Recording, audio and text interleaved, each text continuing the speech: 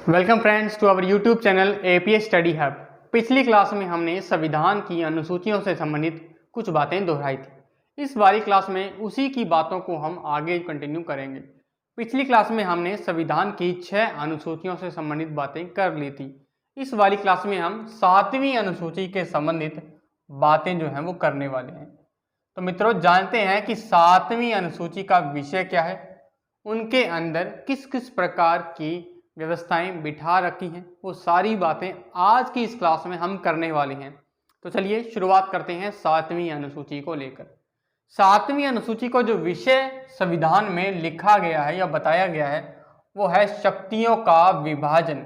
ध्यान से सुनना मित्रों, शक्तियों का विभाजन जो है, इस प्रकार की स्टेटमेंट 7वीं अनुसूची को लेकर दी गई है।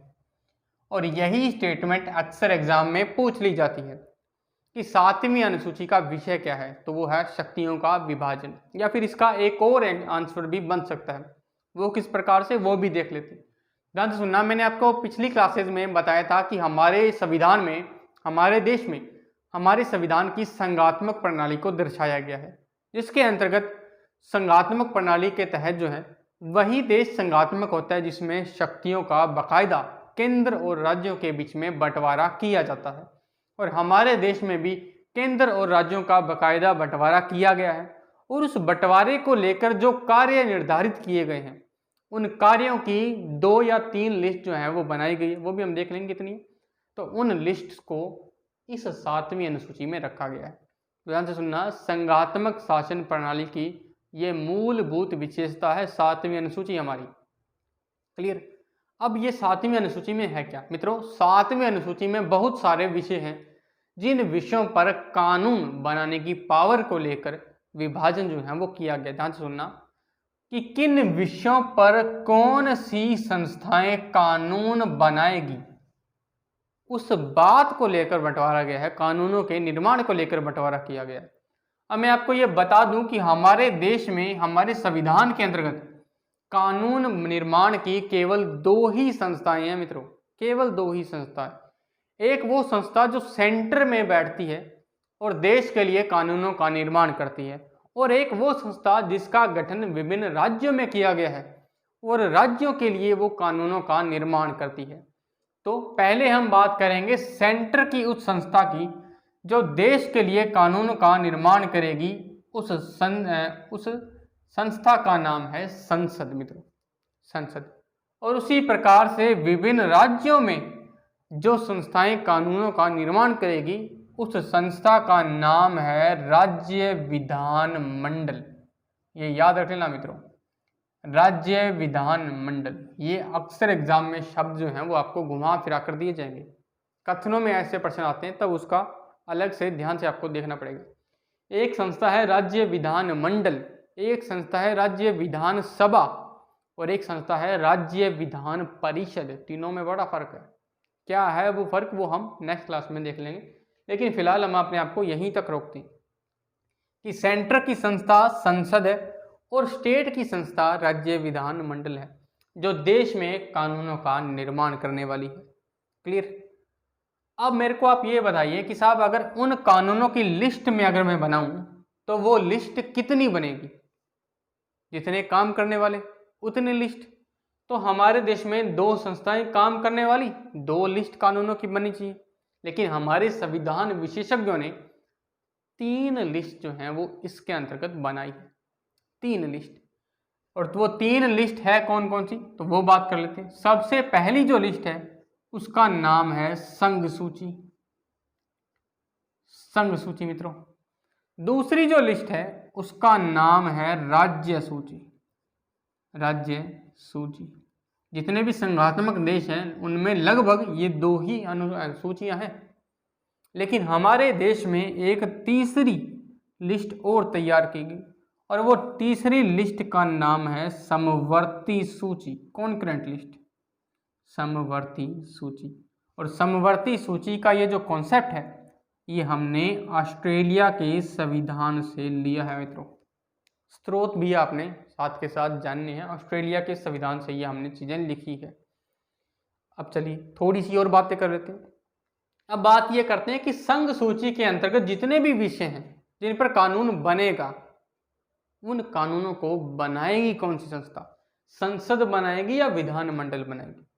तो ध्यान से सुनना, उन कानूनों के निर्माण की शक्ति जो है वो केवल और केवल हमारे देश की संसद के पास है मित्र। ध्यान से सुनना, मैंने यहाँ ये शब्द ऐसे ही नहीं लिखा, ये बहुत महत्वपूर्ण शब्द है। यानी कि संघ सूची के जितने भी विषय हैं उन सभी विषयों पर कानून कौन बनाएगी? केवल संसद। यानी कि अगर संसद ना बना पाए तो वो कानून बनेगा ही नहीं। संसद का कोई भी अल्टरनेटिव नहीं मिलेगा। ये चीजें आपने याद रखनी है। सेकंड, राज्य सूची। अब राज्य सूची के विषयों पर कानून कौन बनाएगी? राज्य विधानमंडल। सिंपल सी बात है। राज्य सूची के विषयों पर कानून बनाएगी राज्य की विधानमंडल। पहला प्रश्न तो यहीं से बनता है, वो विधानमंडल के स्थान पर आपको विधानसभा दे देगा या फिर विधान परिषद दे देगा, तो वहां आपने थोड़ा सा ध्यान देना है। अब यहाँ मैं जो शब्द यूज करने वाला हूँ उस पर थोड़ा सा गौर करना।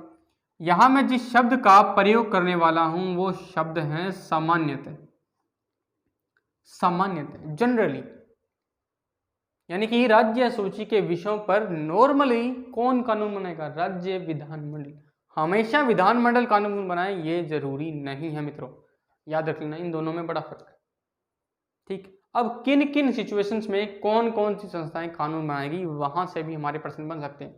फॉर एग्जाम्पल, पहली मैं आपको कंडीशन दे देता हूं कि मान लो अगर किसी राज्य के अंदर राष्ट्रपति शासन लगा हो तो।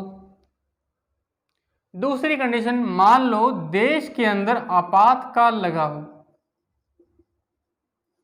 तो तब ऐसी कंडीशन में क्या सिचुएशन होगी।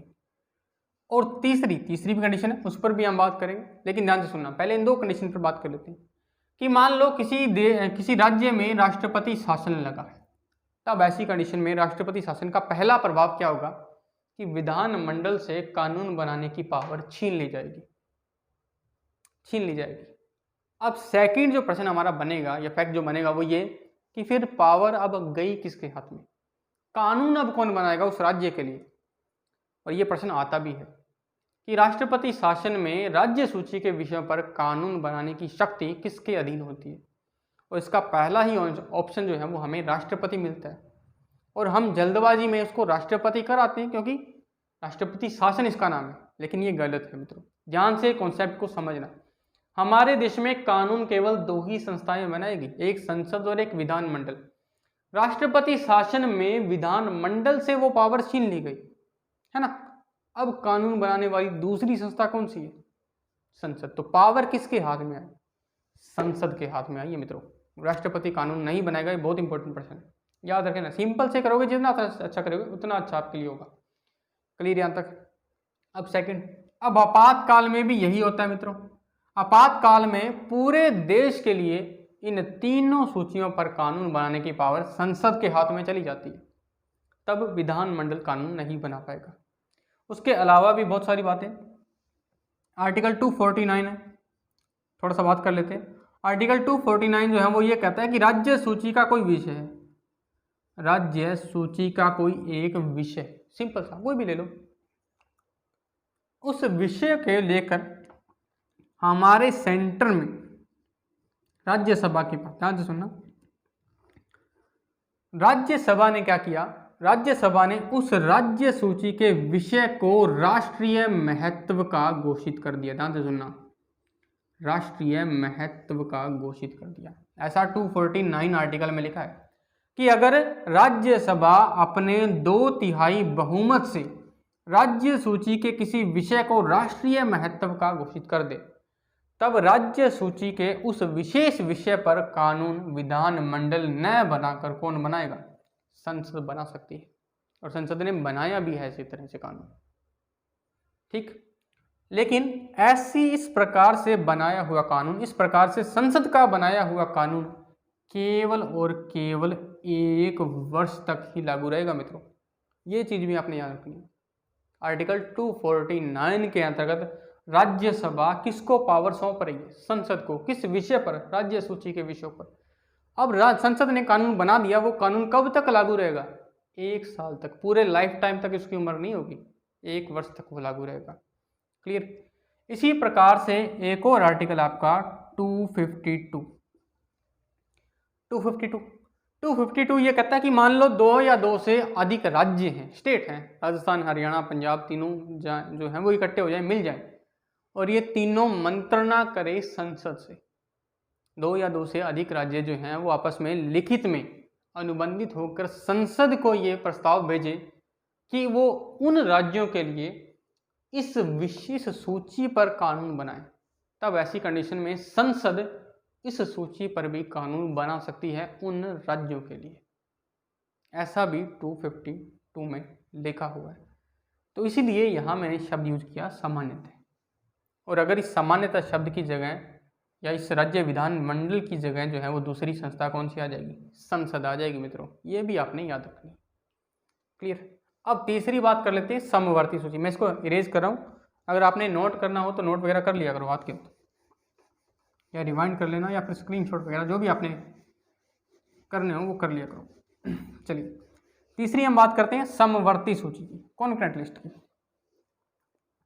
अब तीसरी एक स्पेशल लिस्ट बनाएगी ऑस्ट्रेलिया में, और वैसी की वैसी लिस्ट हमने हमारी संविधान में शामिल कर दी।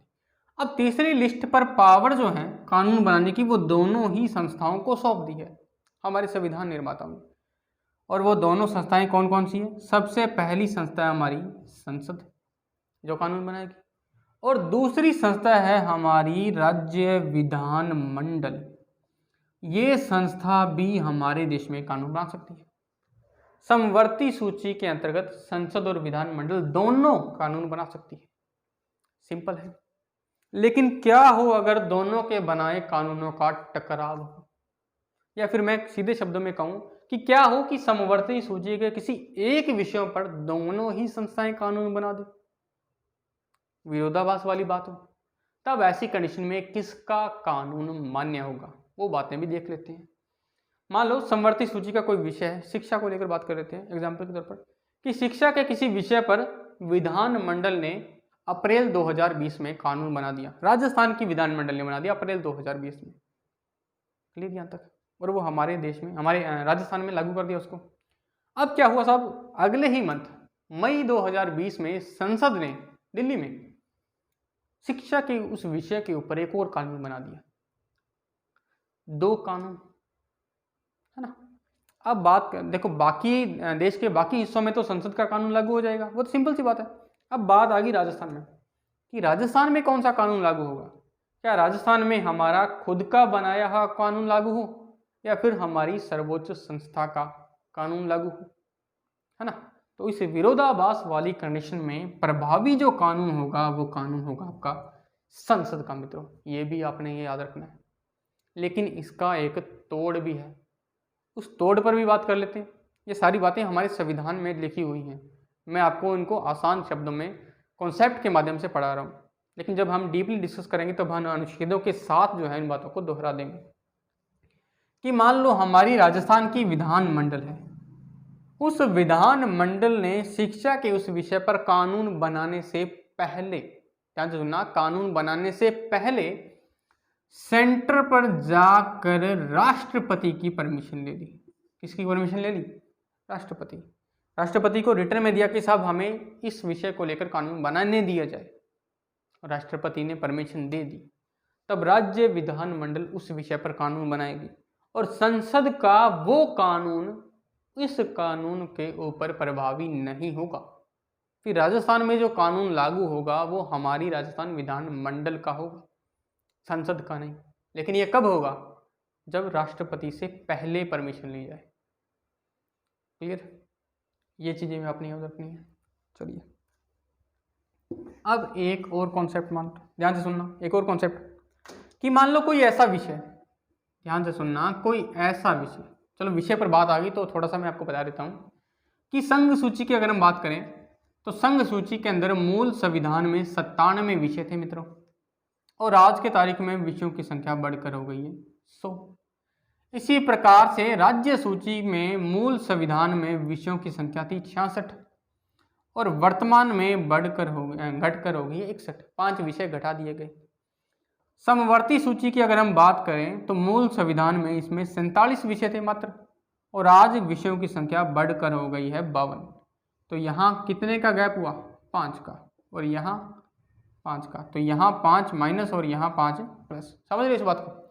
यानी कि वो 5 विषय जो राज्य सूची के थे वो वर्तमान में कहाँ मिलेंगे आपको? समवर्ती सूची में। ये कॉन्सेप्ट देख लेना। ये फैक्चुअल बात है, ये आप कहीं से भी नोट कर लेते हो। हम कॉन्सेप्चुअल बात करते हैं कि मान लो कोई ऐसा विषय है जो न तो इस 100 में आ रहा है, ना इन 61 में है, ना इन 52 में। कोई नया ही विषय पैदा हो गया जिस पर इन लिस्ट में जिसके बारे में लिखा ही ना है। अब ऐसी कंडीशन में उस विषय पर कानून बनाना भी जरूरी है, हाथों हाथ कानून बनाना है। तब उस विषय पर कानून बनाएगा कौन? अब वो बात कर लेते हैं। तो सबसे पहली बात कि ऐसे किसी विषय जो इनमें से किसी भी लिस्ट में आपको नहीं मिलेगा, उस विषय को कहा जाएगा अवशिष्ट विषय। अवशिष्ट विषय, रेजिडरी सब्जेक्ट्स। और अवशिष्ट विषयों पर हमारे संविधान ने कानून बनाने की पावर सौंप रखी है केवल और केवल किसको? संसद को। केवल संसद कानून बनाएगी, और संसद की ये पावर कहलाती है रेजिडरी पावर्स या अवशिष्ट विषयों का सिद्धांत। और अवशिष्ट विषयों का ये सिद्धांत हमने कनाडा के संविधान से लिया गया मित्रों, ये हमने वहां से लिया। तो ये सारी ही चीजें जो है वो आप लोगों ने देख ले ली है। ये थी हमारी 7वीं अनुसूची के संबंध में कुछ बातें। थोड़ी बहुत बातें की हमने, थोड़ी बहुत बातें और कर लेंगे फ्यूचर में अगर कभी जरूरत पड़ी तो। चलिए अब हम बात कर लेते हैं हमारी अगली अनुसूची पर, और हमारी अगली अनुसूची है 8वीं अनुसूची। और हमारी 8वीं अनुसूची में हम पढ़ते हैं भाषाओं को, लैंग्वेजेस को, हमारी संविधानिक भाषाओं। मित्रों हमारे संविधान के अंतर्गत जो है वो हमारी संविधानिक अनुसूचियों में हमने भाषाओं को भी जगह दे रखी है, ताकि हम हमारी विरासत, हम हमारी संस्कृति को भी कानूनन या लीगल रूप से संजोए रखें, उनका संरक्षण कर सकें। अब उन्हीं सब के अंतर्गत हमारी आती है 8वीं अनुसूची। 8वीं अनुसूची में जो आपका प्रश्न बनता है वो यही तक लगभग सीमित रहता है कि 8वीं अनुसूची की विषय क्या है। तो विषय है आपके इसका भाषाएं, लेकिन हम थोड़ा सा और डिस्कस कर लेंगे इसको, ठीक है।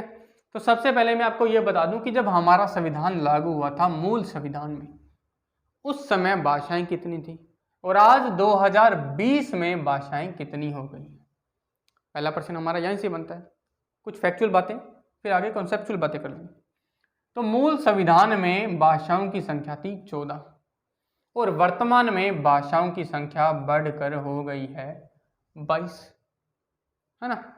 और मैंने आपको ये कई बार बताया है कि संविधान में किसी भी प्रकार का फेरबदल करना हो तो उसके लिए केवल एक ही प्रक्रिया अपनाई जाती है, और वो है संविधान संशोधन की प्रक्रिया, है ना। तो जानते हैं कि वो कौन कौन से संविधान संशोधन हुए थे, कब कब हुए थे, और किस संविधान संशोधन के माध्यम से कौन सी भाषा को किस क्रम में जोड़ा गया है। तो सबसे पहले हम बात करते हैं 14 के बाद हमारी 15वीं भाषा के रूप में।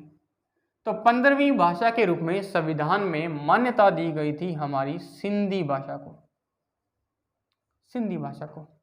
और सिंधी भाषा को मान्यता देने के लिए हमारे संविधान में 21वां संशोधन हुआ था, जो हुआ था वर्ष 1967 में। क्लियर। फिर उसके बाद हमारी 16वीं भाषा, 17वीं भाषा और 18वीं भाषा के रूप में 3 भाषाओं को एक ही साथ एक ही संशोधन के तहत शामिल किया गया था, और वो भाषाएं थी नेपाली। उनमें सबसे पहली भाषाएं थी नेपाली, दूसरी थी मणिपुरी, मणिपुरी, और तीसरी थी कोंकणी, कोंकणी। इन 3 भाषाओं को हमारे संविधान में 51वां संविधान संशोधन, 71वां संविधान संशोधन वर्ष 1992 के तहत जो शामिल किया गया था। 71वां संविधान संशोधन वर्ष 1992 के तहत हमने संविधान संशोधन किया था, और उसमें इन चीज़ों को हमने शामिल किया था। नेक्स्ट हम बात करते हैं हमारी 19वीं भाषा, 20वीं भाषा 21वीं भाषा और 22वीं भाषा के रूप में हमने 4 भाषाएं एक साथ जोड़ी थी, और वो भाषाएं थी उनमें सबसे पहली जो भाषा थी वो थी बोडो, दूसरी जो भाषा थी वो थी डोगरी, तीसरी जो भाषा थी वो थी मैथिली, और चौथी जो भाषा थी वो थी संथाली। तो इस प्रकार 4 भाषाएं हैं मित्रों जिनको हमारे संविधान में जगह दी गई, और ये वो 4 भाषाएं हैं जो अंतिम रूप से संविधान में शामिल की गई थी, अंतिम रूप से। और इनमें से एक भी भाषाएं हटी, आपका प्रश्न तैयार है ना, क्योंकि हमारे पास ऑप्शन 4 आते हैं और यहाँ ऑलरेडी 4 हैं। क्लियर। अब इन भाषाओं को जोड़ा गया हमारे संविधान में 92वां संविधान संशोधन हुआ था उसके तहत, और उस संशोधन जो हुआ था 2003 में, उसके तहत इन भाषाओं को शामिल किया गया था। क्लियर। चलिए मित्रों, आज की हमारी जो क्लास है वो हम इस 7वीं और 8वीं अनुसूची के अंतर्गत ही रखते हैं। कल जो है वो हमारी, या फिर नेक्स्ट क्लास जब भी होगी तब उसके बाद हमारी 9वीं अनुसूची के संबंध में हम थोड़ी बहुत बातें करेंगे। Thank you.